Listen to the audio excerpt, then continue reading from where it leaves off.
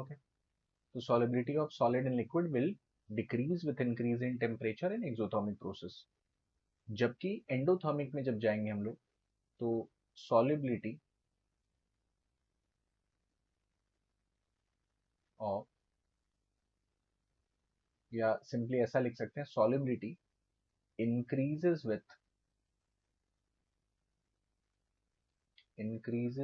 increase in temperature.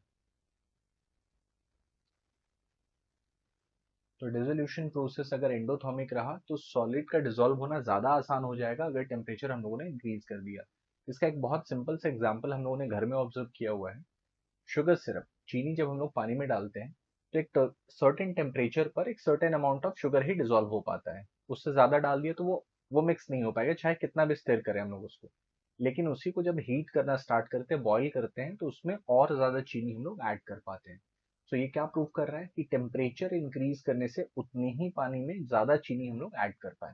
So this proves the point that solubility is increasing with increase in temperature. Temperature बढ़ाने पे solubility increase हो रही है। दूसरा इसमें एक आएगा इफेक्ट ऑफ प्रेशर। तो सॉलिड और लिक्विड दोनों ही प्रैक्टिकली इनकम्प्रेसिबल हैं, या बहुत ज्यादा कंप्रेसिबल नहीं है ऐसा बोल सकते हैं। तो सॉलिबिलिटी पे इफेक्ट ऑफ प्रेशर कुछ नहीं होगा अगर सॉल्यूट हमारे पास सॉलिड है और सॉल्वेंट लिक्विड है। Effect of pressure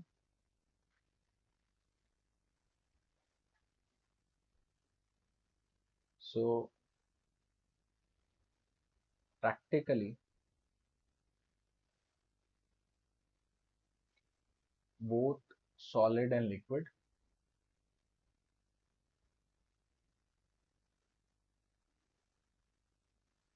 are hardly compressible.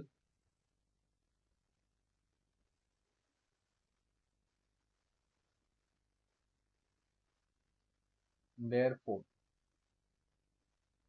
there is no effect of change in pressure